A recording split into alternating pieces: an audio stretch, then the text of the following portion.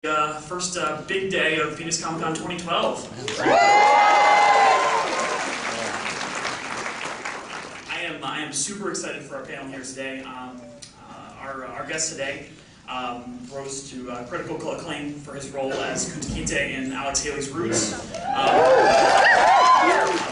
inspired an entire generation of people to have a newfound love for reading with his work on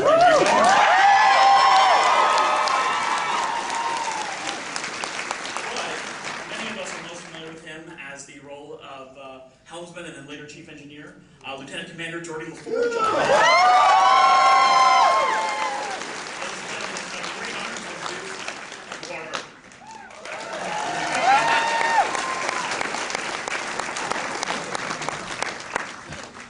Good afternoon. Hi.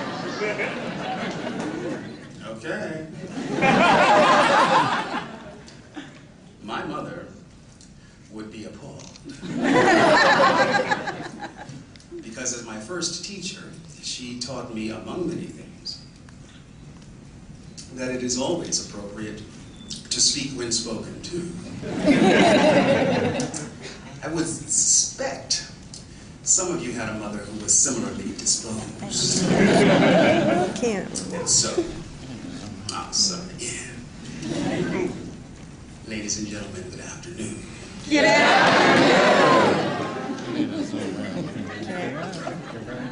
Home training. It works.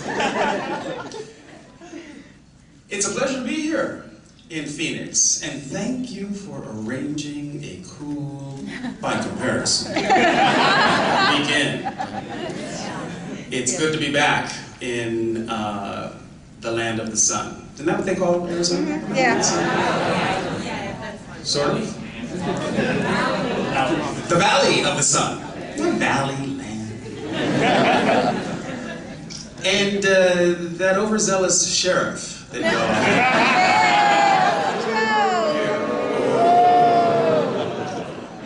Just because he's a villain doesn't mean you have to move.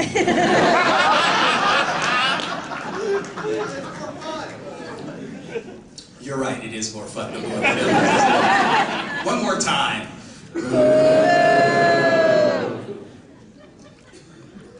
Owen, how's this going so far? Great.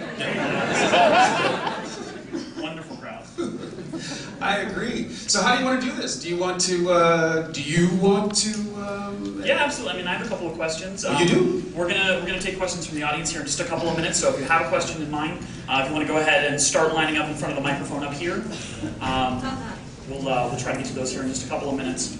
My first question is, what are you working on now? I've heard some rumors about a new Reading Rainbow project that might be in the works. Where? On the internet. Oh, there.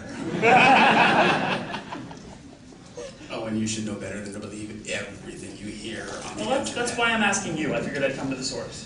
Okay. Well, let's put all those rumors to bed and to rest. The first rumor I would like to address is that Reading Rainbow is indeed coming back.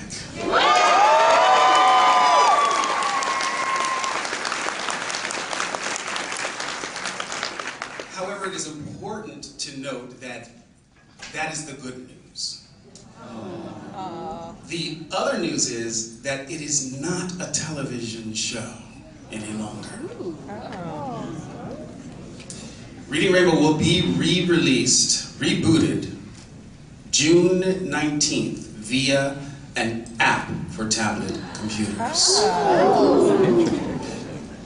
And here's why.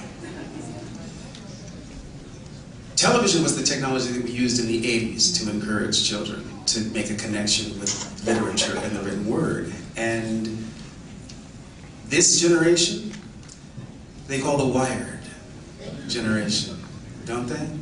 Television only occupies a small aspect of how they interact with the world and consume information and entertainment.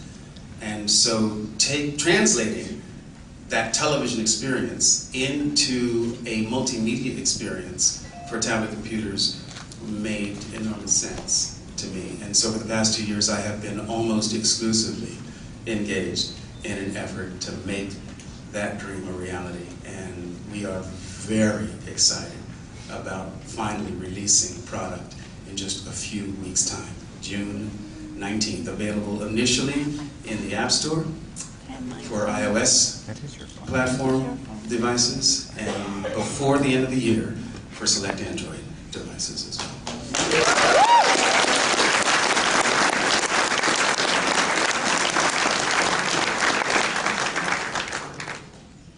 So that's coming out here in a couple of weeks. Is there anything else that you've been working on? Anything else new that you have planned for the rest of the year? Or My God, you're greedy, aren't you? I'm just curious. Just curious. In fact, later this summer, on TNT, I am in a series called Perception, along with the very lovely, incredibly talented Eric McCormick from Will and Grace. You can applaud for Eric McCormick. Can you tell us anything about the show? Or? No. Okay.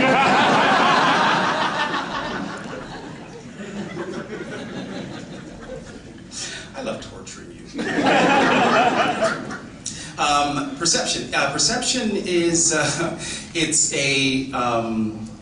actually a really clever idea, created by Ken Biller and Mike Sussman, veterans of the Star Trek family of writers. It is a procedural in as much as Eric's character helps the FBI solve crimes.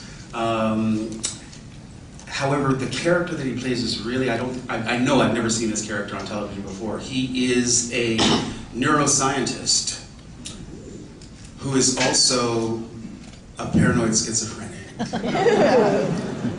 And so the way his mind works and the style of the show actually gives us an insight into the way his mind works. Really aids him in his ability to solve puzzles. In fact, he oftentimes has conversations with people who aren't actually there. And the fun is sometimes they are, and sometimes they're not actually present. The character I play, Dean Haley, a tribute to Alex, is the dean at the university where Eric's character is a professor. And we were college roommates, Eric's character and mine. And Dean Haley has a special insight into the nature of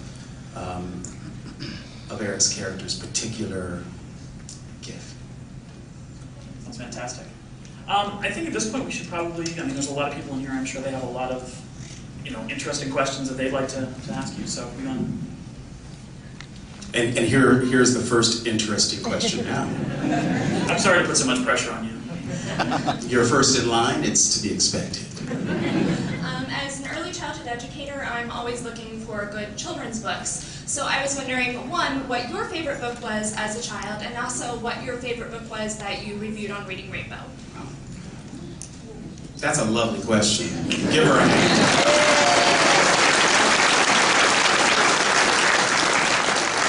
My favorite book as a child, that's easy. It is the book that I was reading when the light bulb went on for me. And I love to tell this story. I was in maybe 3rd, 4th grade reading Captain's Courageous, Rudyard Kipling. And what stands out in my mind about that experience is that when I got to the end of the book, I was overwhelmed with this feeling of sadness. Had no idea. I was completely caught off guard by this uncontrollable sense of loss, having spent a couple of weeks in the company of these people completely engaged in the narrative. And once I was finished, I didn't know what it was then, but I know now, I got depressed. And so that was the experience that hooked me. That was when I really became a reader in earnest. To this day, when I'm reading a really good piece of fiction, I slow down the last few chapters, trying to forestall that inevitable sense of depression that sets in. I think some of you know what I mean. We did 155 episodes of Reading Rainbow. Every one featured, had a featured selection, and then 3, sometimes 4 review books. It is virtually impossible to pick a favorite from all of those. However, having said that, there are a few that stand out for me. Amazing Grace, one of my favorite children's books of all time, and Enemy Pie, also just a phenomenal story about a young boy who has a dilemma in that his neighbor and his enemy wants to play with him, and his father comes up with a solution as to how to rectify that, called Enemy Pie. If you haven't read it, I wholly recommend it. It's a great read. It'll take you about 6 minutes. And it's one of those books, you won't see the ending coming. I'll have to write those down. Thank you. You bet.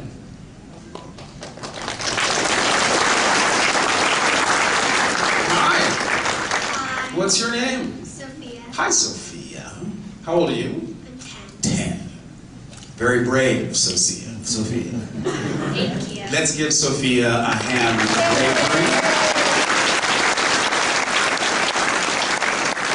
Courage, Sophia, is an admirable quality in women. Thank you. You're welcome. Go for women's rights. Right on, baby. I wanted to ask, how long does it take to put on makeup for, like, when you were playing Geordie LaForge in the Next Generation? The visor took roughly 30 seconds.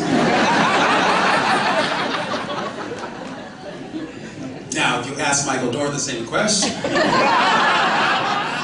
you will, I suspect, get a somewhat longer answer. Is that it? You have another one? Yeah, but this guy came up to me and he might be mad if I ask another question. That was a short answer. Now, you don't have to boo just because he's a villain.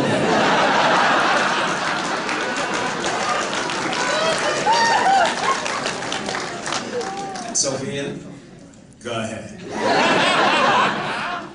What's it like being on a really, really long TV show with very limited breaks? Exhausting. Thank you.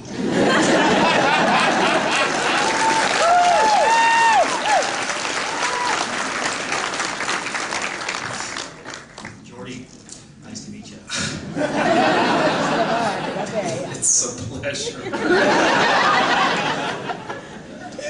Roots was one of my favorite books ever. Alex Haley's writing changed my life. Awesome book. Read it like 4 or 5 times at least. Wow. And tried to get through it. I love that book. I was wondering what authors you're reading now, what it was like to work with Alex Haley, if you did get to work with him, and have you ever read a book called A Fine Balance by an author, last name Mystery, M-I-S-T-R-Y. He's an Indian writer, and it's an epic book, like Roots, kind of.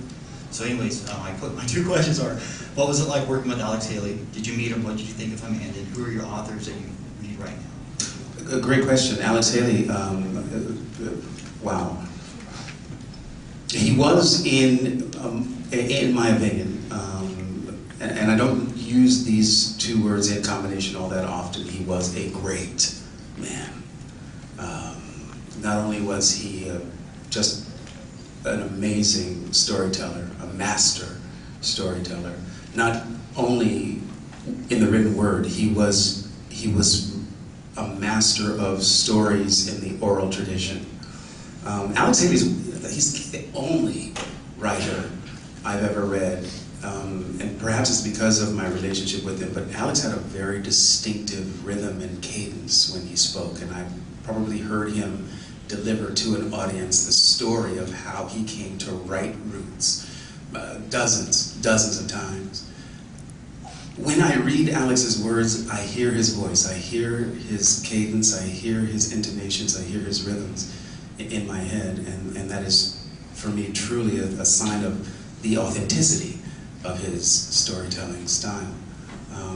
The man certainly changed my life forever, and I'm phenomenally grateful to him. He was one of my teachers, and I feel very strongly that I've been very fortunate in my life to have had the teachers that I have had. He was a mentor to me, and I've had a couple of really good ones, including Gene Roddenberry and Fred Rogers, and Alex is in that pantheon, without a doubt, without question. In terms of who I'm reading now, oh boy. Right now I am immersed in a science fiction compendium, The Year's Best. I'm trying to recall the name of it. Gardner Dozois. He puts together a compendium every year. I think I'm the 23rd, 24th anniversary version of that. It's just a collection of science fiction short stories. I love sci-fi literature. It's the body of literature I've always gravitated toward most. So Gardner Dozois compendium. Just finished rereading the entire Sherlock Holmes canon, my ATF. My soon-to-be 18-year-old daughter recently got me hooked on this new version of Sherlock. I said, oh my God, this guy, Benedict Cumberbatch, is just mind-blowing. And so those stories, that retelling of really, really good stories has caused me to want to go back to the originals and read them all. So I'd have to say I have most recently the voice of Arthur Conan Doyle in my head. Great question, thank you.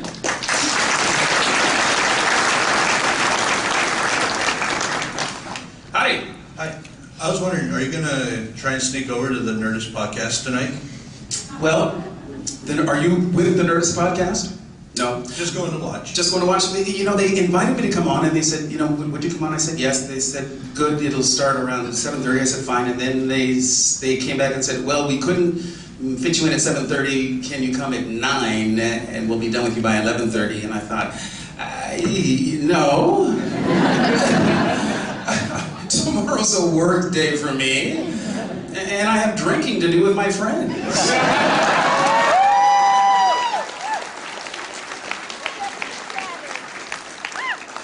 So, at this point, it is doubtful. However, I do appreciate the invitation, at least the first time it was offered. Or what about Chris Gore's podcast today? Oh, I don't know. Who knows what the day may hold? Hi. Hi. My name's Kim. I saw you in Community in the second season. Yes. You were amazing. Community fans in the house? Genuinely, I think one of probably the most inventive show on television, on network television anyway, currently. Do you like working with the staff and the writers to make a bigger piece? My experience on Community was really one where I loved every moment of it. It was truly, it was so much fun. And Donald Glover is, without question, one of the most talented people breathing on this planet at this time. I cannot say enough about his work. And Childish Gambino, if you're not hip to his alter ego, wow. The man is ridiculously talented and should be summarily slapped. Thank you. You can't just point a picture! No, you can't disappoint a picture. However, you can disappoint the person who is in the picture. So watch your ass.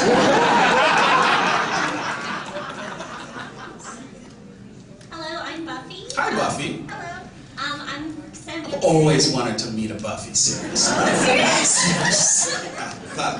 It's gotta be a myth. Nobody names their kid Buffy. I don't mind it. Anyway, it was fun when the teacher... Buffy, what's your middle name? Jane Buffy Jane. And your surname? Anderson. Buffy Jane Anderson. There, that works. Right, that's music. Okay. Buffy Jane Anderson. And you know what? Yeah. It suits you. Thank you. No, really, it suits you. I just wanted to come up here and say thank you for being the voice of my childhood.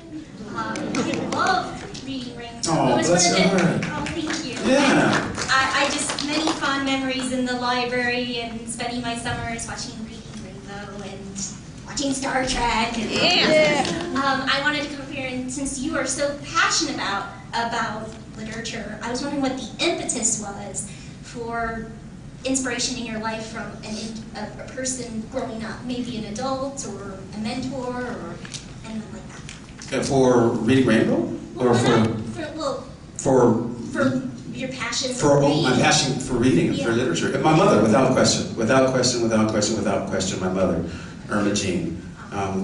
Yeah, I say all the time, in Irma Jean's house, you either read a book or you got hit in the head with a book. And it's true. It's really true. She really was. My mother was an English teacher, and she read not only to me when I was a child. She read in front of me. And when I could read on my own, she read with me.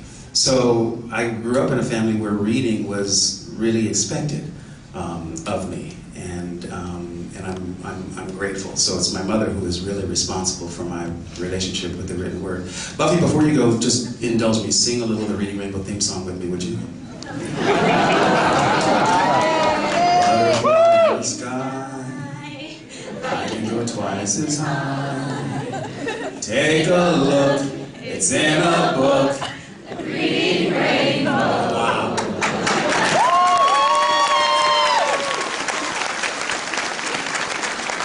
Ladies and gentlemen, Buffy Jane Anderson.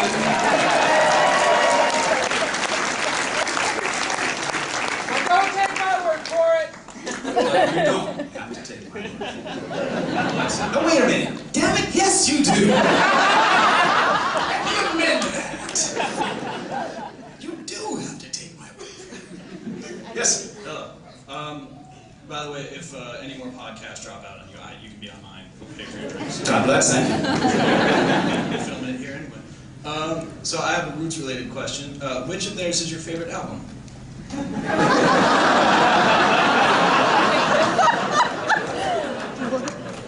The latest one, the most recent. It's fantastic. Do you have it? The most recent Roots album? Yeah. Is it Game Theory? Undone. Oh, Undone. no, I don't. Undone. Run. Run to your iPod and download it. Seriously, it is the joint. Honestly, I love Roots since I've heard them. Questlove's absolutely one of the best drummers in the world. Not one of the best. It's Dave Grohl. It's like a different... Okay, Dave Grohl, but we're talking Questlove? He is the man. Right. But I learned from Dave Grohl and Led Zeppelin records and Let's stuff. not get it twisted. Dave Grohl's a lovely drummer. Yeah. But we're talking about Questlove. Quest is a drummer. He's a metronome. He's a human metronome. But so Undone, I should go buy that then. Please do. Cool. See you on the podcast. You bet.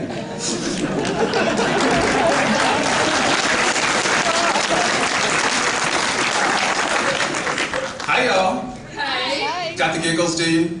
Yes. So I'm Jackie. Hiya. Jackie and Katie, welcome. Welcome. Welcome, Jackie and Katie, y'all. We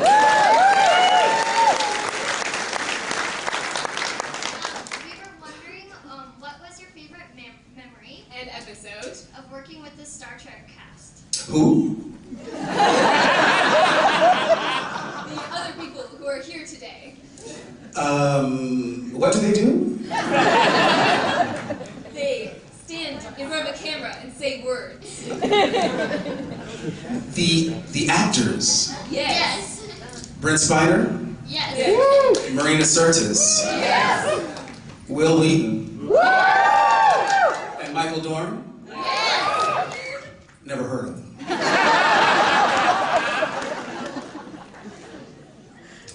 What was your question? Your favorite memory. My favorite memory. And your favorite episode. My favorite memory, my favorite episode. My favorite episodes tended to be those where we did not have to wear our spacesuits. We hated our spacesuits. So the Holmes and Watson episodes, Elementary Dear Data, those were fun. I think my favorite memory actually did not take place on the set. I had occasion many, many Octobers ago to get married. And the day I got married, my Star Trek family was all there. In fact, my best man was Brent Spiner.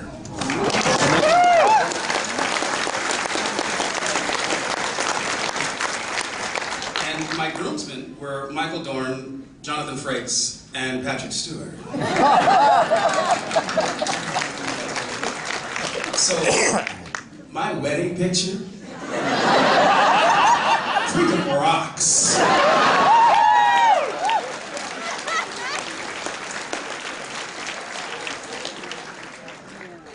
Thank you, ladies. I'd also just like to say thank you because I grew up watching Reading Rainbow, so thank you for that. You're welcome.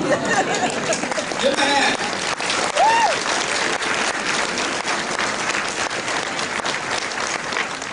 Hello. Hi. I'm Danielle. Hi, Danielle. Big Sherlock Holmes fan all around. Right? Whatever.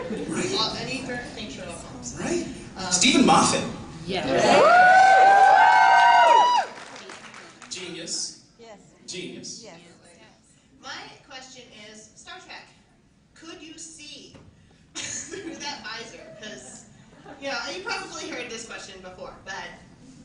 The answer is still the same. No. No. Not much. Not much at all. People don't believe me when I say, they say, well, you know, could you see it? I say, no, not really. The visor limited my vision substantially. It cut off about 80% of my ability to see. But because, look, film sets are full of a couple of things. Egos and light. There's light and lighting everywhere. My eyes are brown. Geordie's eyes, without the visor, were white. And so we never could see my eyes behind the visor. And so the seal had to be as good as we could get it. So consequently, in addition to casting my face, to making a mold of it, to fit the visor as well as we could, we affixed the visor to my head by screwing it in. And see, I told you, a lot of people don't believe me when I tell them how the visor was attached, but we literally screwed it into my head. One of these days I'm going to bring the visor to one of these things and show you. There were flanges on the inside of the visor, and on the outside of those flanges were little hexagonal screws, the female ends of which were embedded. In the visor box that was handed to me by Charlie Russo, there were the two male keys that fit into the female fittings, and one turned clockwise, the other counterclockwise. And as I turned the screws, the flange would press against my temples. And then I would take the screws, put them in the box, and then the orange, magnetized, reflective, we call it blinkies. The blinkies I would just put on, and that took about 30 seconds. After about 30 minutes, I get a little bit of a headache. Well, because it looks like, all around, when the way you act, it looks like you see everything. Yeah, well, that's why they call it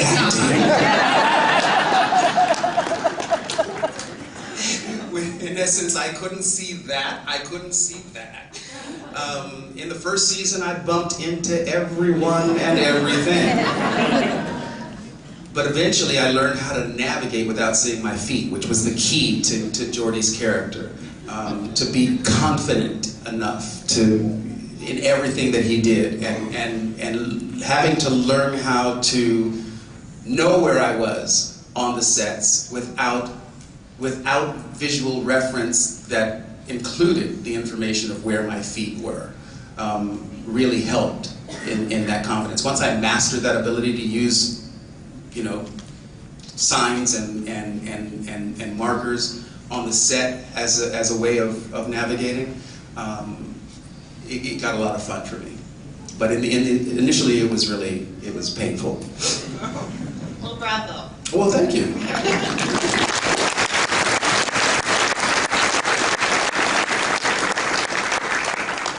Hello. Hi. My name is Alana. Alana. First, I want to say that I loved Reading Rainbow.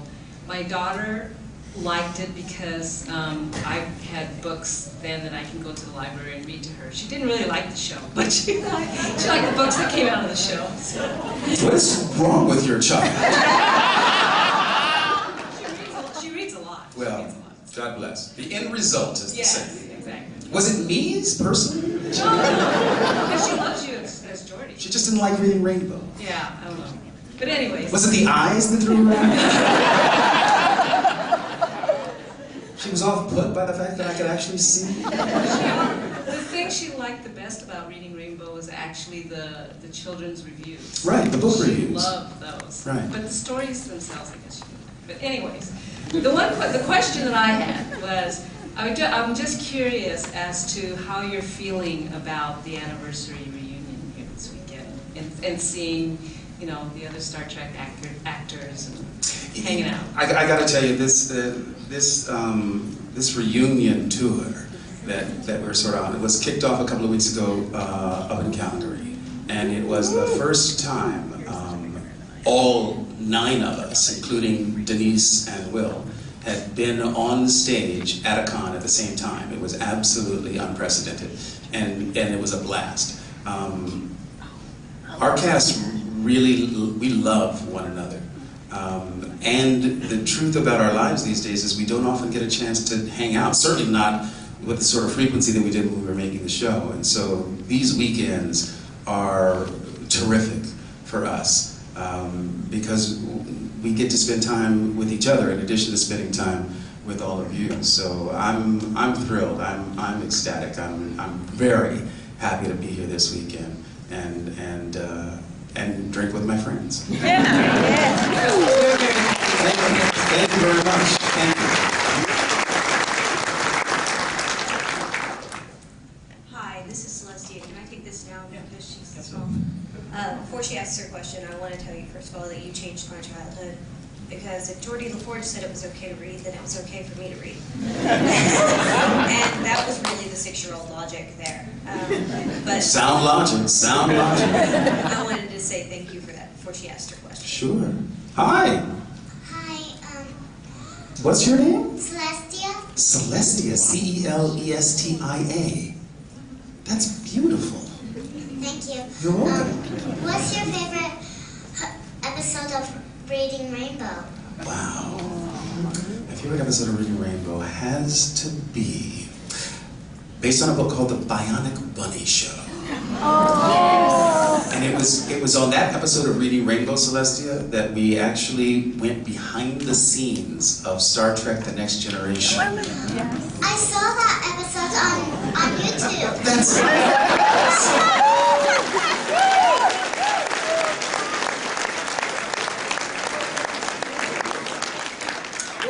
Celestia, what's your favorite episode of Reading Rainbow? The same one as yours.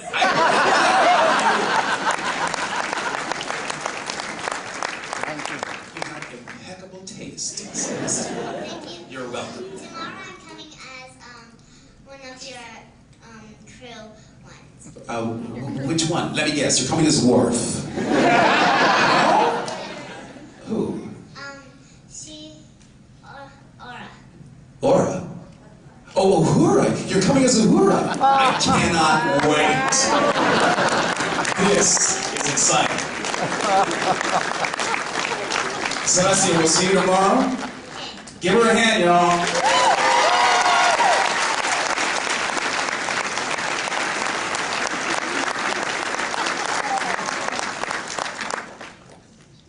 Will Celestia's parents stand up? Is that you? Great job, Mom. I'm a big fan of your work.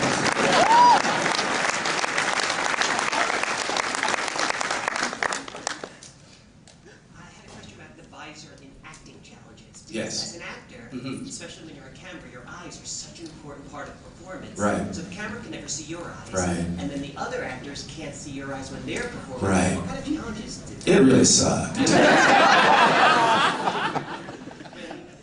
you find tricks around it? I mean, because you obviously look great. So what were you doing? I don't know. Seriously, I loathed the fact that my eyes were covered. And ultimately, I believe that it made a better actor out of me, that I had to learn how to communicate in other ways. And I think that what I use my voice a lot.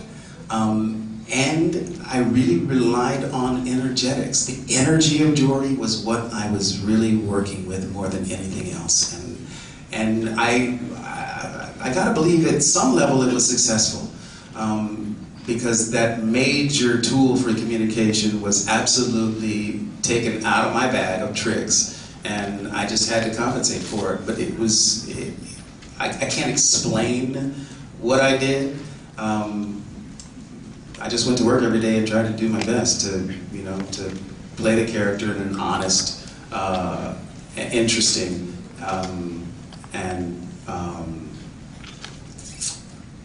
and friendly way. I wanted Jordy to be someone that everyone, because everybody else was so serious. I mean, the characters, not the actors, Picard, my God, how long was that seat?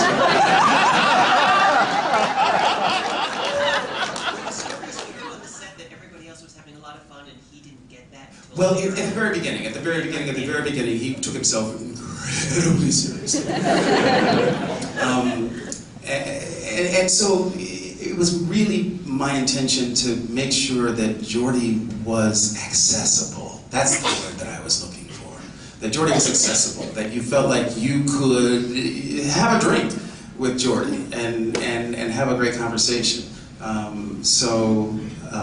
That was the energy that I really, went to work with every day and really tried to bring to the character. Well, for me, you were successful. Thank you so much. I appreciate that.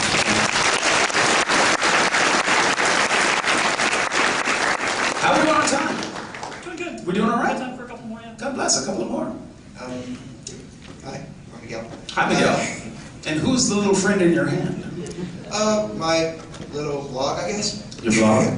Future. And I'm going to ask you a question that... Did you ask for permission, Miguel? Can I ask for permission now?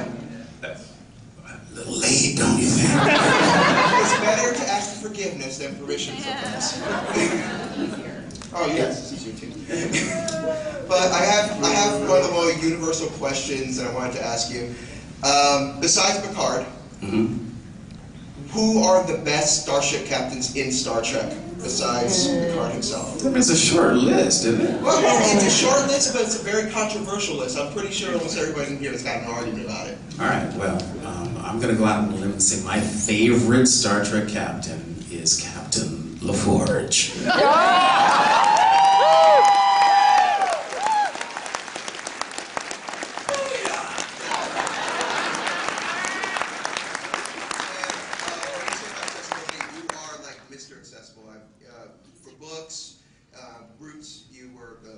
You were everything, man. I appreciate everything you've done. Thanks, Miguel. Thank you, man.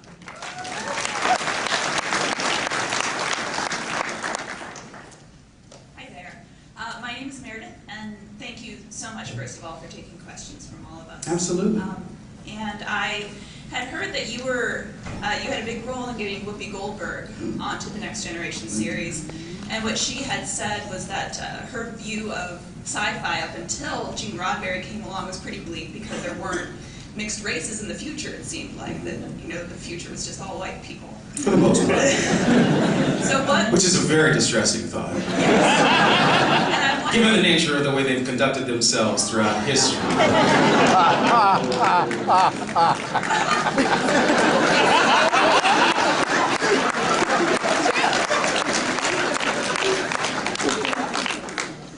I rest my case.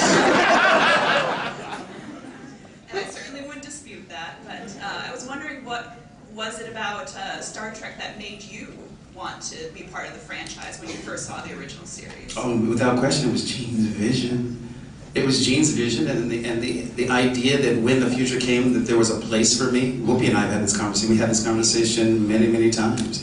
Having Nichelle Nichols on the bridge of the original Enterprise meant that we were represented when that future eventuality happened. The vision that Gene created was one that I could relate to, and it was one that I wanted to live in. I totally embraced Gene's idea that we would eventually rise to the highest level of expression as human beings, and that we would one day resolve all issues of racism, sexism, classism, economy would be handled, and that we would actually achieve a level of cooperation as opposed to competition. We would cooperate as a family in humanity and pool our resources, our efforts, and our brilliance in the service of exploration and going out and looking for other sentience in the universe and treating all of that diversity that exists in creation with respect and admiration. I just thought that was freaking brilliant.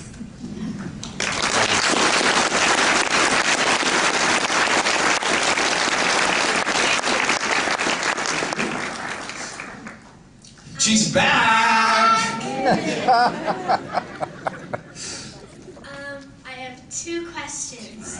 One. Now you're pushing. One, how old are you? 2, are you a hooey? It's Hoovian. Oh, If it's a hooey, it means that you like Doctor Who. It's a Hoovian. Hoovian, very, very similar. Indeed I am.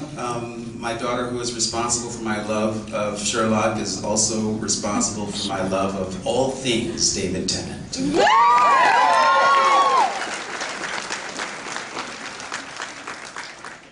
As to how old I am, I'm going to ask you to guess. 1,500. Next question. Please. Thank you for coming. And going.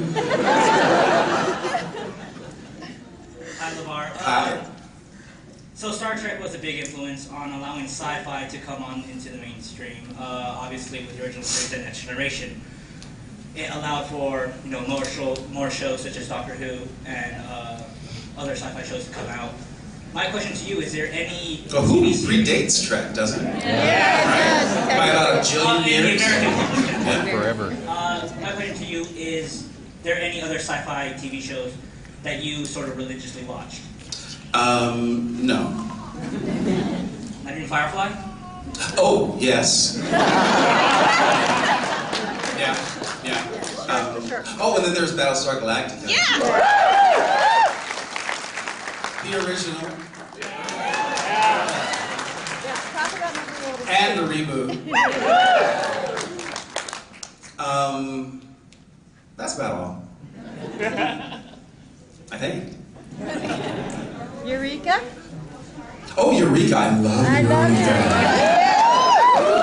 Eureka. Great show. Great show. So hi then. Hi. You were a fairly large part of my childhood, so this is pretty cool. And you are an enormously large part of my present. So, when I found Star Trek as a kid, I thought the relationship between Geordi and Data was fantastic. The fact that you explored what it was to be human together was pretty fantastic, especially for a little kid. And I was just wondering, do you and Brent Spiner just do stuff all the time? By stuff. Exactly, do you mean? Do you go on dates? You get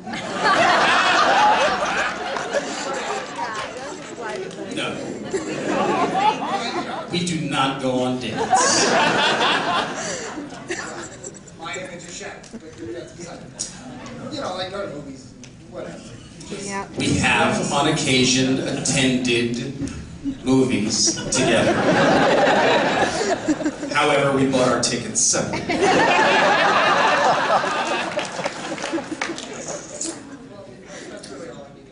What are you trying to get at? Are you best friends? No comment. Thank you.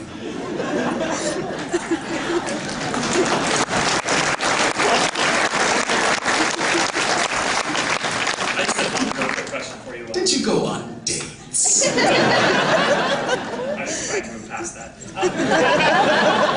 In addition to Reading Rainbow and Next Generation, another big part of my childhood was Captain Planet. My question is, Ed Asner's also going to be here this weekend. Did you get to work with him at all on that? Yeah.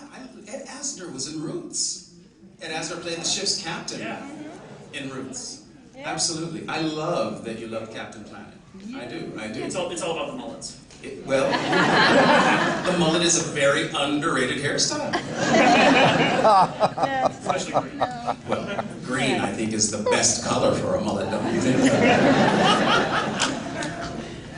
Well, anyway, thank you all for coming. LeVar's going to be at his booth signing periodically down in the exhibitor hall. Also, check back Sunday at 1:30 in the big ballroom down there, 120. We'll be doing the Next Generation reunion with him and all of his other castmates that are here. We're in the big ballroom? Yeah, the big one. Nice.